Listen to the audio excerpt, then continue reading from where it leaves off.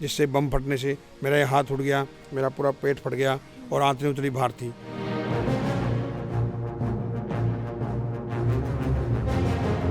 तो मेरे commanding officer जो कारगिल में थे उन्होंने बोला सर प्लीज़ एक बार आप चेक तो करिए। तो कमांडिंग ऑफिसर के बोलने से डॉक्टर ने दोबारा चेक किया तो उन्होंने बोला सर 5% चांसेस है कि टांग काट दी जाए। तो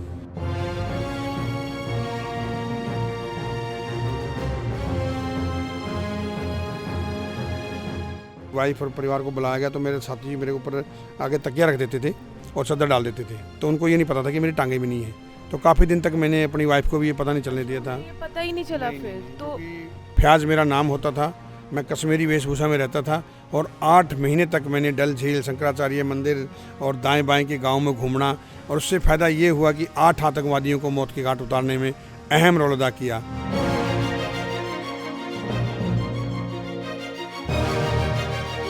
आज काफ़ी ट्रेनों में साफ सफाई नहीं है नॉर्मलों में।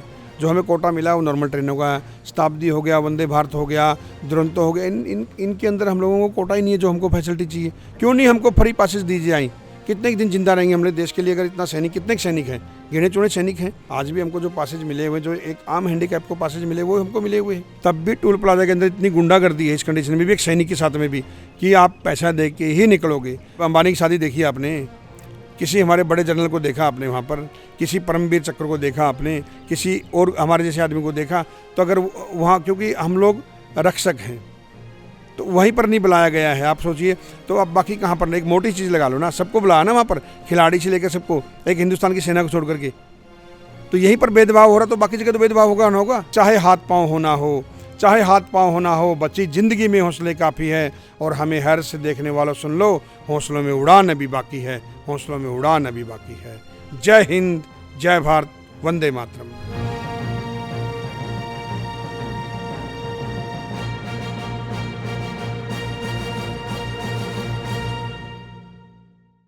हेलो, मैं हूँ गरिमा। आज हम आपके सामने एक ऐसी कहानी लेकर आए हैं जो आपके दिल और दिमाग दोनों को छू देगी। हमारे साथ एक आर्मी के वेटरन हैं, रिटायर्ड हैं।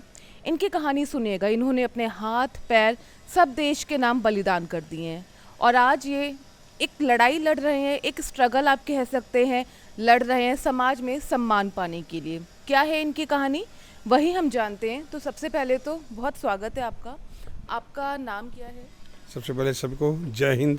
मेरा नाम नायक दीपचंद, 1889 मिसाइल रेजिमेंट कारगिल। ये बताइए आपकी कहाँ पोस्टिंग हुई थी और जब ये सब हुआ उसके पीछे की कहानी बताइए, क्या हुआ, कैसे हुआ? मतलब नहीं, अभी नायक से रिटायरमेंट हुआ हूँ मैं एज ए सिपाही। हमारे तोपची बोलते हैं, मतलब एज ए गनर्स अंग्रेजी में। तो तोपची के रूप में मैंने अपनी सेवा शुरू की और पहला तो जो था मेरा ऑपरेशन रक्षक जम्मू एंड कश्मीर में, जो आतंकवादियों के साथ मुठभेड़ में होते हैं, वहाँ पर मेरी पहली पोस्टिंग थी। तो उड़ी सेक्टर के अंदर बारामूला डिस्ट्रिक्ट के अंदर थे और पटन तालुका थी, उसके अंदर बारामूला के अंदर ही हम लोग थे। निहालपुरा, जीरन, सागरी, भटपुरा। तो यहाँ पर हमारी पूरी बटालियन को बांट दिया गया था। हमारा काम था जो दिन में हम लोग, आप लोग फौजियों को देखते हैं रोडों के ऊपर खड़े रहते हैं, आरोपी बोलते हैं उसको, दिन में वो ड्यूटी करना था, रात को गाँव जाकर के आतंकवादियों को ढूंढना था। तो वहीं पर हमारे को ड्यूटी मिली गई थी। पहली बार हमारे को AK-47 मिल देखने को मिली, उसी को हम यूज़ करते थे। वहीं पर मुझे कश्मीरी लैंग्वेज कोर्स करने का मौका मिला। 2 महीने मैंने कोर्स किया, 2 महीने कोर्स सिखाया।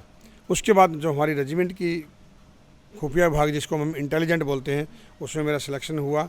फयाज मेरा नाम होता था, मैं कश्मीरी वेशभूषा में रहता था और 8 महीने तक मैंने डल झील, शंकराचार्य मंदिर और दाएं बाएं के गाँव में घूमना और उससे फ़ायदा ये हुआ कि 8 आतंकवादियों को मौत के घाट उतारने में अहम रोल अदा किया।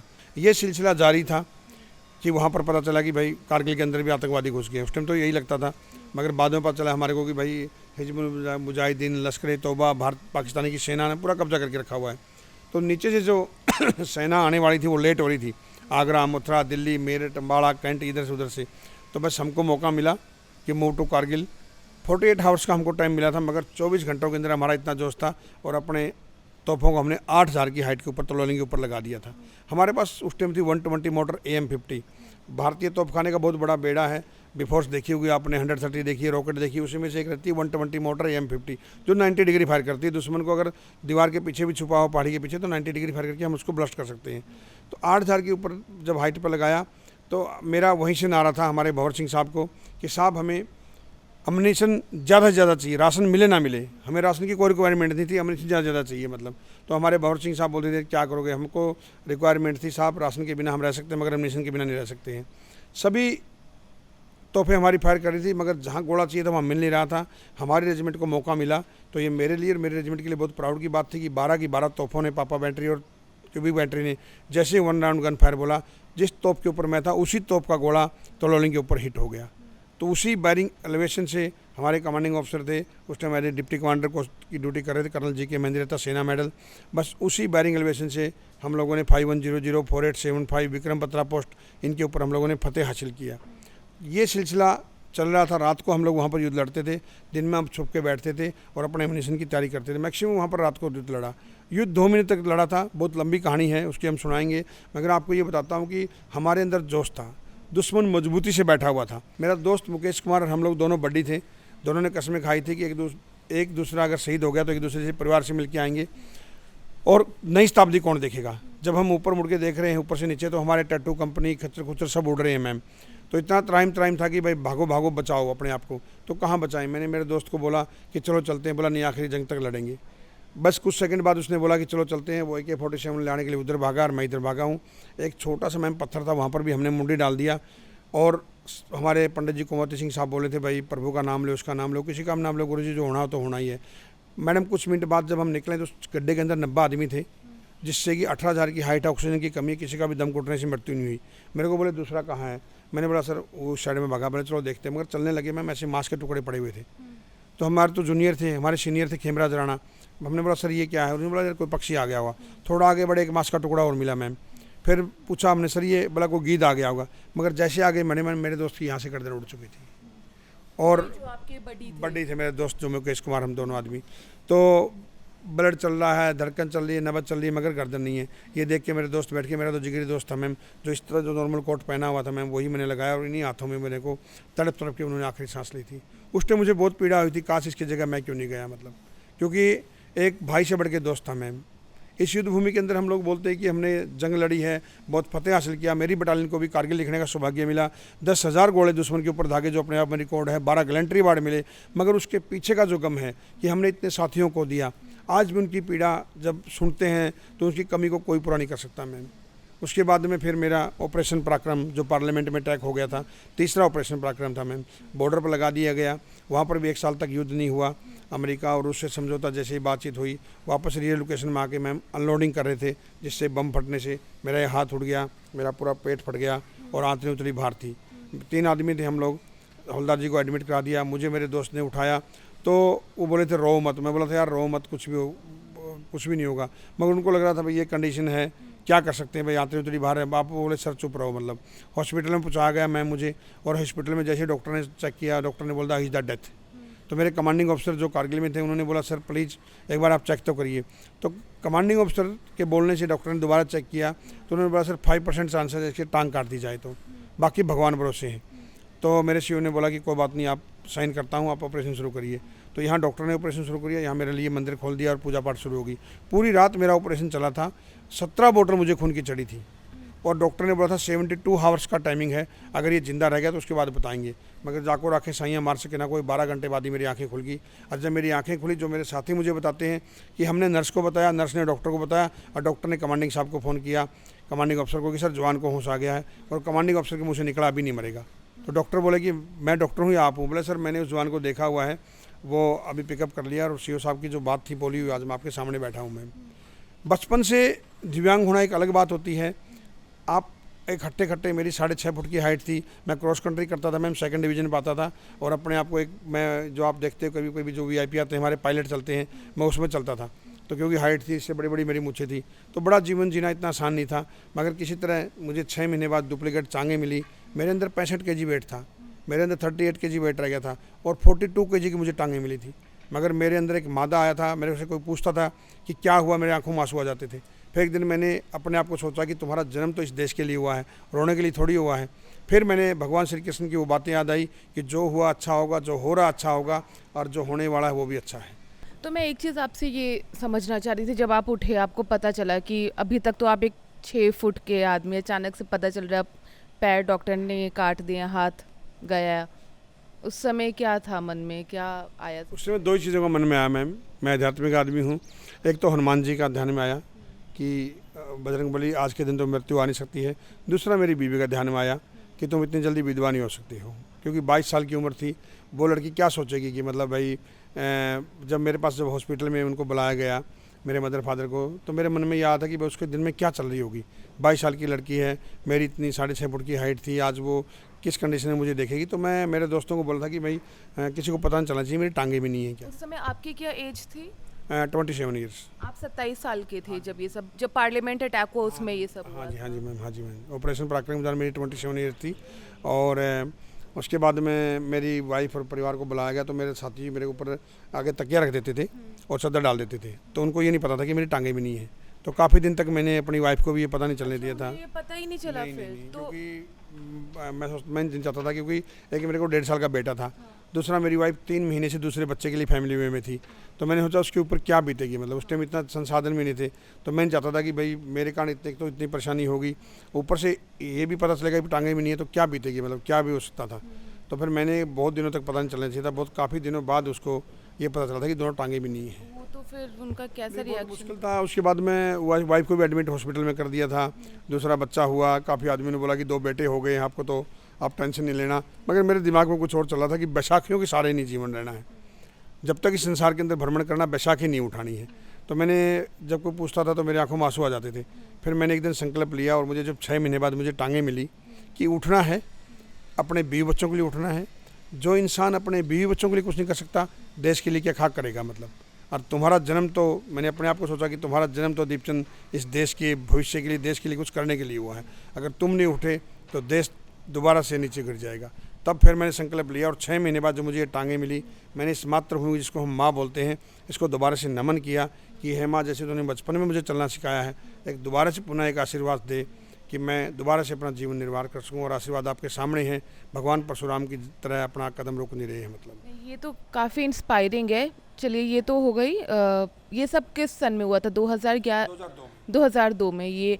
अब हम इस समय आते हैं। अब जैसे इंटरव्यू से पहले भी मेरी आपसे बात हो रही थी, आपने मुझे बताया। अब बताइए, अब क्या परेशानियाँ आप आज के टाइम में फेस कर रहे हैं? परेशानियाँ मैम आज के टाइम में भी, जब हम युद्ध भूमि के अंदर रहते हैं, जब हम सेना में रहते हैं, चाहे वो तीनों सेना में हो, हमारे पास चार्टर प्लेन रहता है, बड़ी बड़ी तोपों के मालिक रहते हैं हम लोग। इतना 10वीं पास आदमी जो जाता है यहाँ से, हमने कोई डिग्री नहीं हासिल किया होता पर्सनल, तो हम लोग बिल्कुल तोहफे भी चलाते हैं बाकायदा। हमको एक डिग्री वाला नहीं कर सकता काम जो हम लोग करते हैं। चार्टर प्लेन हम लोग जोड़ देते हैं, खोल देते हैं, बड़े बड़े टैंक का काम कर देते हैं।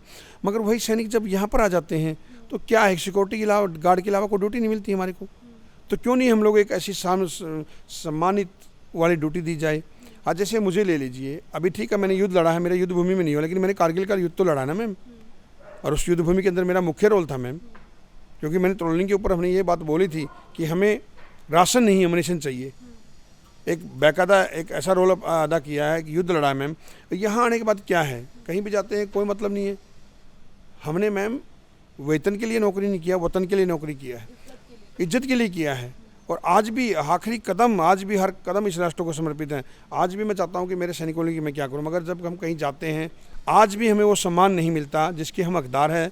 ये देश की जनता को, आज मैं स्कूलों में जाता हूँ तो मैं पूछता हूँ, 559 हमारे जवान शहीद हुए थे, जिसमें 4 पोर्टर थे। तो एक भी आदमी का नाम बताओ, इंक्लूडिंग शेरशाह के मूवी बनी हुई है विक्रम बत्रा के ऊपर, तब भी याद नहीं रहती है बंदों को कि रियल हीरोज़ को हम लोग कैसे सम्मान दें। हमारे जो कहानी हमारे ऊपर बनाते हैं उनको तो आप पहचानते हो, लेकिन किसके ऊपर कहानी बनी उनको बिल्कुल नाम नहीं जानते हो। और एक चीज़ और मैं समझना चाहती थी, जैसे कि जो आप लोगों को कहीं कुछ विशेष कोटा वगैरह मिलता है, जैसे एक हैंडीकैप कोटा होता है, उसके बारे में थोड़ा बताइए कि आप तो आर्मी से आपने देश को इतना बड़ा बलिदान दिया है, तो कुछ अलग आप लोगों को मिलता है या रेगुलर? देखो, आपको कोटे की बात अगर आप पूछ रहे हो तो मैं आपको बताना चाहता हूँ कि जैसे मेरी कंडीशन आप देख लीजिए, आम नागरिक की भी ये कंडीशन हो जाएगी, उसको भी वही फैसिलिटी है, हमें वही फैसिलिटी है।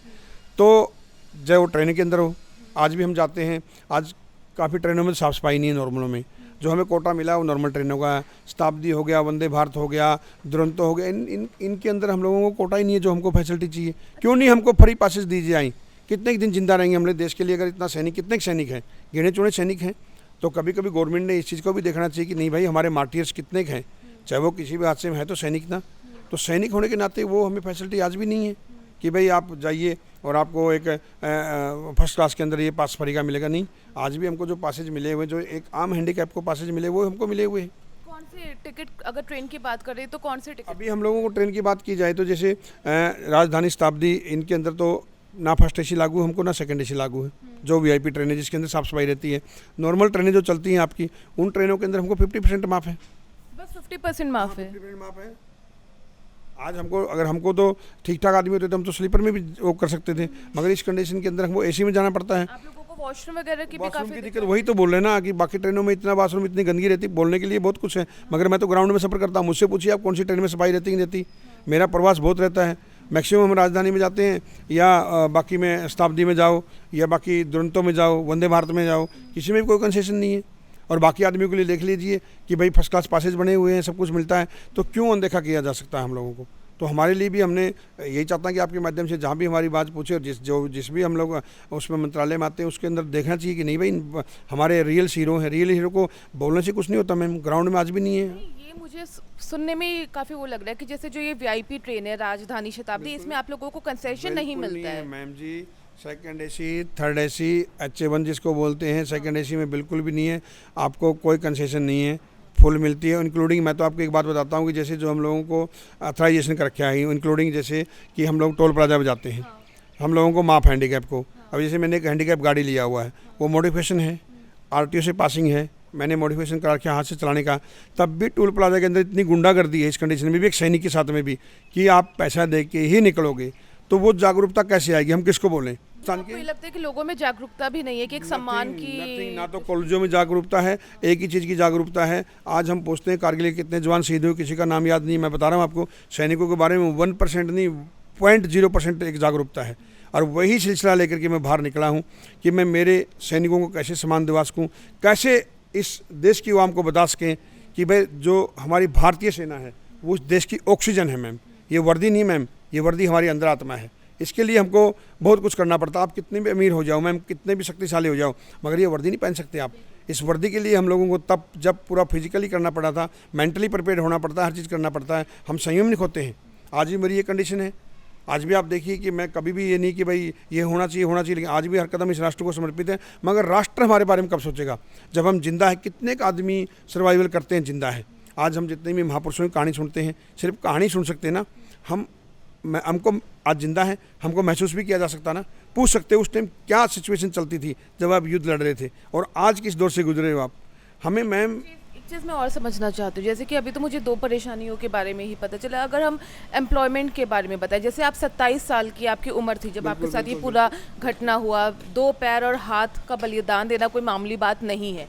27 साल की उम्र थी, उसके बाद फिर कुछ काम वगैरह करने में कहीं कुछ कोटा या फिर कहीं कुछ हेल्प नहीं, ऐसा सरकार कुछ से नहीं होता मिलती है। बहुत से आदमी हमारे ऐसे सैनिक हैं कि बहुत से को मिल जाता है और बहुत को नहीं मिलता है। मैं आपको अभी बता रहा हूँ, हमको इससे ज़्यादा हमारे को सम्मान की ज़रूरत है। सबसे फर्स्ट प्रायोरिटी कि देश और देश की आवाम है, जो बड़े बड़े अधिकारी बैठे हुए हैं, चाहे वो नेता हो अभिनेता हो, उन लोगों को अगर सच में वो बोलते हैं कि रियल। आज देखिए आप, एक जवान शहीद हो गया जाता है, एक चंदा हेडलाइन आती है, उसके बाद पूरी आवाम आती है झंडे झंडे लेकर के कि भारत माता की जय, पाकिस्तान के टुकड़े कर दो, चाइना के टुकड़े कर दो। मगर जब रिबन काटने की बारी आती है तो वो सैनिक कहाँ जाते हैं। हम लोग देखिए कहाँ कहाँ बैठे रहते हैं। आपको कभी किसी ने कहीं रिबन काटने के लिए बुलाया? आप जैसे बंदों ने कभी मौका दिया है, वरना कभी भी हम लोग तो यहाँ इंक्लूडिंग कभी कभी मंदिरों में भी जाते हैं ना मैम, वहाँ पर भी हम लोगों को अच्छे से दर्शन नहीं होते। जो वीआईपी बोलते रहते हैं, आज देश के अंदर वीआईपी कौन है?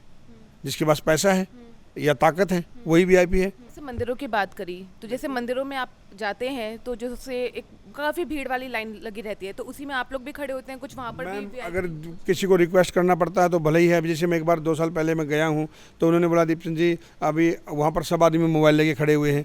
चलो हमारी जो प्रोटोकॉल वो करिए, लेकिन प्रोटोकॉल सबके होना चाहिए ना। वहाँ के सिक्योरिटी वाले रहते हैं, वहाँ अपनी मर्जी से कोई फ़ोन उतारा, कोई कुछ कर रहा है, लेकिन हमारे जैसे आदमी को नहीं, ये नहीं करोगे, वो नहीं करोगे, पूरा सिक्योरिटी चेकिंग करता। करिए आप लोग, हम भी सैनिक है ना भाई।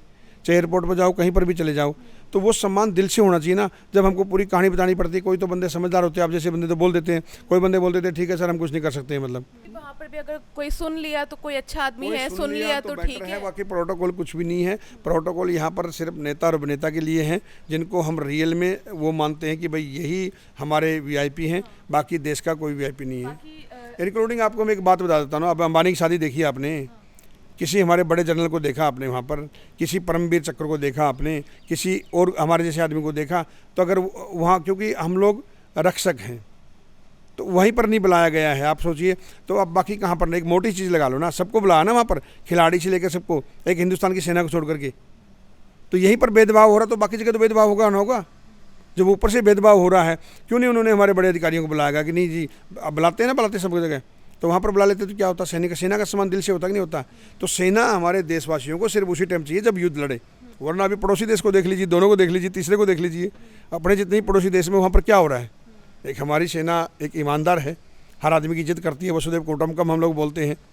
तो और बाकी देशों में देख लीजिए क्या सेना कर रही है, तख्ता बराबर कर देती है। लेकिन हम लोग क्या बोलते, नहीं, हमारे एक ही चीज़ है इस राष्ट्र की आन बान शान, तिरंगा। सैनिक तिरंगा लहरा के आता है या तिरंगे के अंदर लिपट के आता, मगर वो देश के साथ गद्दारी नहीं करता, कभी पीछे नहीं हटता। मैं आपसे पूछ रही थी कि 27 साल की उम्र में ये सब हुआ, उसके बाद कहीं कुछ नौकरी वगैरह नहीं, में क्या मैंने प्राइवेट्स में डाला था मैम। देखो, जॉब में फौज के लिए हमने अप्लाई नहीं किया, और हमने प्राइवेट्स में डाला था। प्राइवेट्स में मेरे को 2-3 जगह बोले कि आपको हम जॉब दे सकते हैं, मगर आप काम पर नहीं आओगे। हाँ, तो मैंने बोला ऐसे क्यों, बोलता नहीं, कोई इस कंडीशन में आप काम करें। हमने बोला था होटल वालों को, रिसेप्शन में बैठ सकता हूँ मैं, क्यों नहीं काम कर सकते, रिसेप्शन में बैठ सकता हूँ।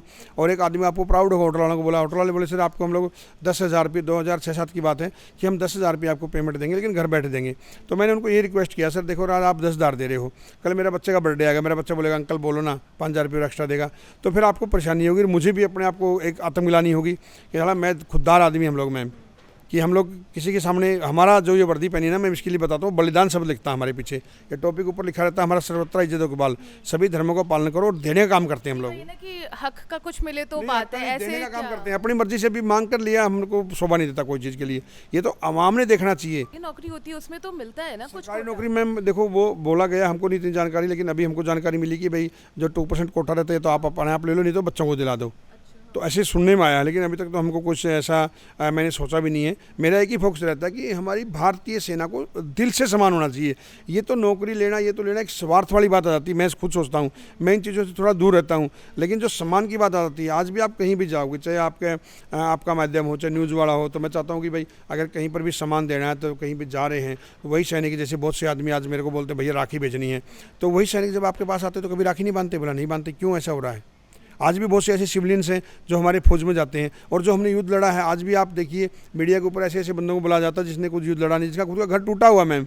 और जो असल के हीरो हैं, जिन्होंने इतना बड़ा बलिदान किया है, वो कहीं अलग कैमरे के पीछे बैठे हैं। आज खुद सोचिए आप, आज जो वीडियो के माध्यम से आप देख रहे हो, बहुत सी फिल्मी दुनिया वाले विशेष दे रहे हैं कि कारगिल वालों को ये रही है वो रही है। मैम, जिनका घर टूटा हुआ खुद का ही, बहुत से आदमियों का, वो कैसे देश को जोड़ सकते हैं। और हम आज जिंदा बैठे हुए हैं, हम लोगों को पूछ नहीं रहा है। असली कहानी कौन बताएगा? वो बताएगा जो पर्दे के ऊपर है, या वो बताएगा जिसने जंग लड़ी है। तो उनको मौका मिलना चाहिए ना कि भाई आपने 25 साल बाद पहले क्या किया था, मतलब क्यों नहीं ऐसे एक भावना आ रही कि उनकी कहानियों को हम लोग आगे पहुँचाएं, देश के युवाओं को जागरूकता करें। आज भी बहुत स्कूलों के अंदर कुछ भी पता नहीं है, बाकी चीज़ों को पता। मैं पूछता हूँ जेठालाल को क्या पसंद है, बोले जी फाफड़ा पसंद है, वो चीज़ याद है। मगर मैंने बोला कि एक शहीद का नाम बताओ 559 में से, इंक्लूडिंग विक्रम बत्रा का। मैंने दोबारा रिपीट करा, विक्रम बत्रा के ऊपर पिक्चर भी निकली शेरशाह, फिर भी नाम याद नहीं मैम हमारे को। तो वही पिक्चर हमारे पास निकलती है, वही पिक्चर आप लोग देखते हो, और वही हमारी कहानी वो पेश करते हैं। वो लोग तो हीरो बन जाते हैं, और हम लोग वहीं पर जीरो के जीरो रहते हैं।